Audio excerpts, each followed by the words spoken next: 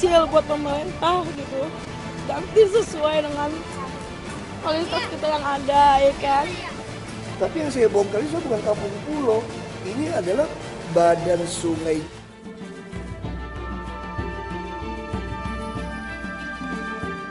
Akhirnya mengetahui bahwa surat-surat itu disimpan di gudang kelurahan. Tidak diserahkan kepada BPN Jakarta Timur. Yang dikumpulkan kepada saya itu adalah jual beli bangunan di atas tanah negara.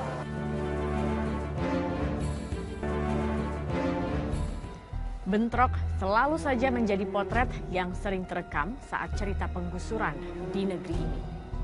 Korban dan kerugian material pun tak bisa dihindari karena jalan damai sudah buntu. Yang terbaru, bentrok terjadi saat pemerintah DKI Jakarta sedang getol-getolnya memoles wajah ibu kota. Warga di pinggiran Kali Ciliwung yang menjadi langganan banjir melakukan perlawanan ketika petugas menggusur mereka. Perlawanan terjadi karena menurut warga, pemerintah tidak berhak menggusur mereka karena tanah mereka punya sertifikat. Benarkah itu tanah negara atau lahan di bantaran Kali Ciliwung yang seharusnya memang milik negara sah dimiliki warga? Berikut penelusuran tim Realitas.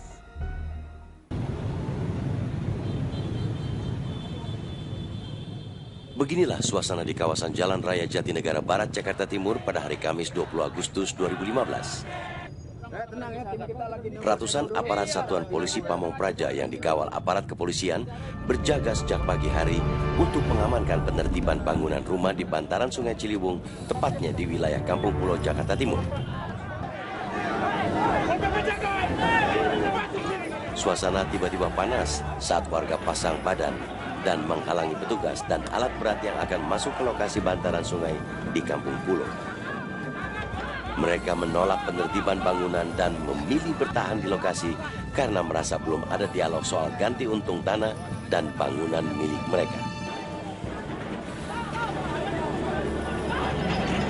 Bentrokan akhirnya pecah saat dialog menemui jalan buntu.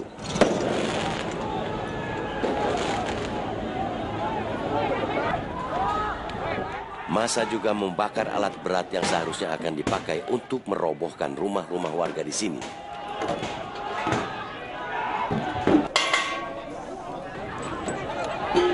Ketika warga memohon mengajak dialog, ayo dong dialog, kami diajak bicara.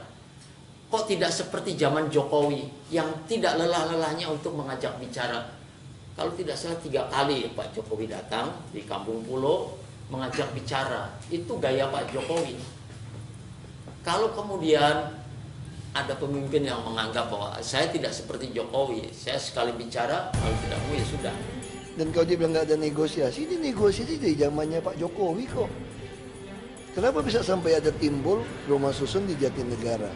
Itu bagian dari negosiasi. Kami mau pindah asal dibuatkan rusun dekat sini. Karena kami mau bekerja di sini, cari ikan, cari makan di sini. Makanya karena itulah kami tunda dulu. Selesaikan dulu rusun. Sudah selesai rusun, sudah mau pindah, nggak mau pindah lagi.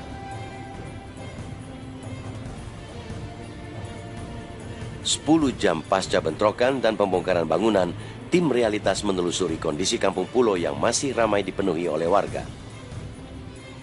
Penolakan tetap muncul dari para warga di bantaran Kali Ciliwung ini. Mereka berharap pemerintah memberikan ganti rugi yang sesuai dengan aturan kepada mereka. Oh, mereka sangat nggak adil banget. Kalau waktu saya 96 itu dapat rumah susun, hak milik sama diganti rugi per meternya. Ketika itu? Iya, waktu tahun 96 ya. Saya digusur juga, 96 itu di Kampung Melayu. Untuk jalan juga. Sekarang nggak sama sekali? Sekarang mah nggak ada sama sekali. Caranya aja juga kasar. Caranya tuh dia kayaknya nggak tepat pada sasarannya. Pada janjinya gitu. Janjiin dulu? Kan dari surat undang-undang itu tanggal 20 untuk pengosongan rumah. Bukan untuk menghancurkan? Bukan untuk pembongkaran.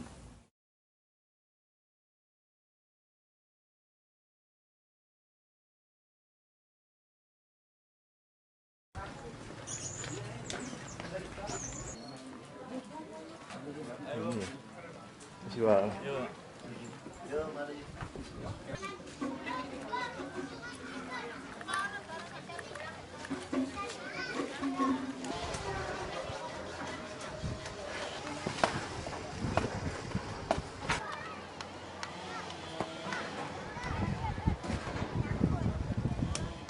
untuk orang luar Kampung Pulo itu suatu hal yang berani.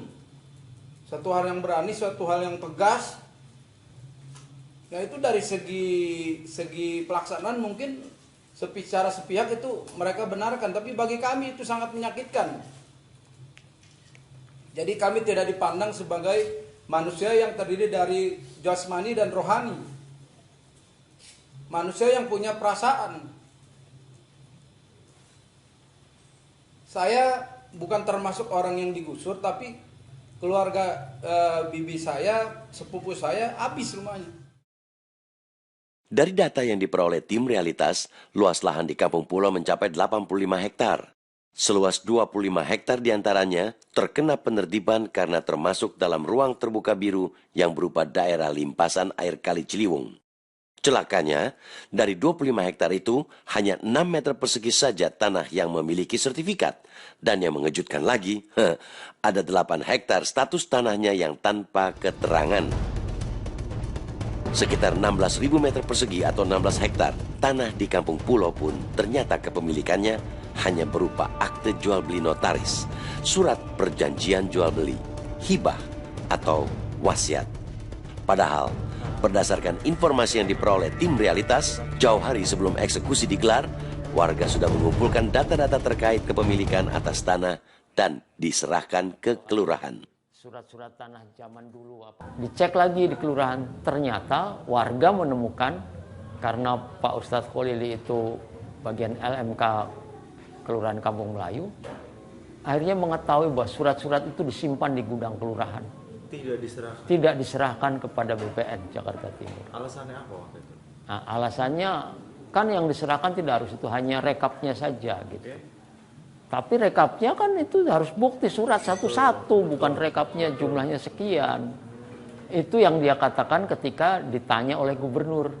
Dan gubernur menyetujui, oh kalau begitu berarti memang suratnya sudah jalan. Atas dasar itu lebih percaya. Tidak ada surat. Iya, tidak ada surat awalnya. Tapi setelah kita tunjukkan bukti-bukti, gubernur bilang, oh ternyata ada surat. Kita bawa satu-satu, 3 tumpuk surat-surat itu kita bawa. Belum pernah. Yang dikumpulkan kepada saya itu adalah jual beli bangunan di atas tanah negara. Bermaterai cukup, 6.000 ya. Kalau perponding belum pernah ada yang mengumpulkan ke kita. Belum sama sekali. Ada ya itu tadi, satu itu langsung kita bawa orangnya untuk memverifikasi di BPN tingkat kota dulu, BPN tingkat kota kemudian menyarankan untuk diverifikasi ke provinsi. Sampai hari ini saya tunggu, belum pernah datang lagi ke kita gitu untuk memverifikasi ke BPN itu. Dan bahkan yang mengajukan perponding itu mengatakan bahwa ditanya sama BPN tingkat kota, Bapak kena ini bidangnya? Enggak, ya berarti kan di luar bidang. Kalaupun contoh lagi, ada lagi yang datang ke kami mengatakan bahwa ini perponding Indonesia. Oke, cek. Silakan dicek di BPN tingkat provinsi. Sampai hari ini belum kembali lagi ke kita. Terus ada lagi kemarin pada saat penertiban datang ke saya, Pak, ini saya punya perponding Indonesia. Iya Pak, silakan dicek keabsahannya. Prinsipnya begini, selama memiliki bukti-bukti yang sah, itu Pak Gubernur sudah tegaskan, selama memiliki bukti-bukti yang sah, girik, perponding, sertifikat, itu kita akan melakukan proses pembayaran. Iya.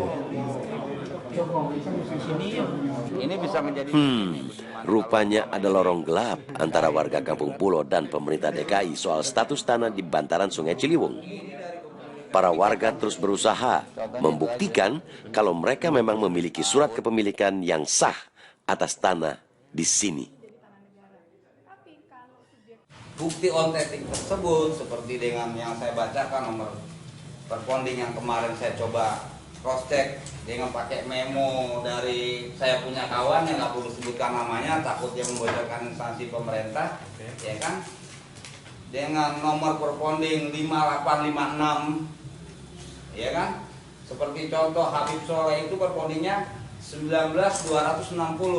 Lahirlah sertifikat yang atas nama Ibu Uum Curiah dengan Martin. SHM dan Ibu Eli Martin dengan HGB-nya. Apa itu bukan merupakan suatu bukti bahwa kita itu tanah resmi?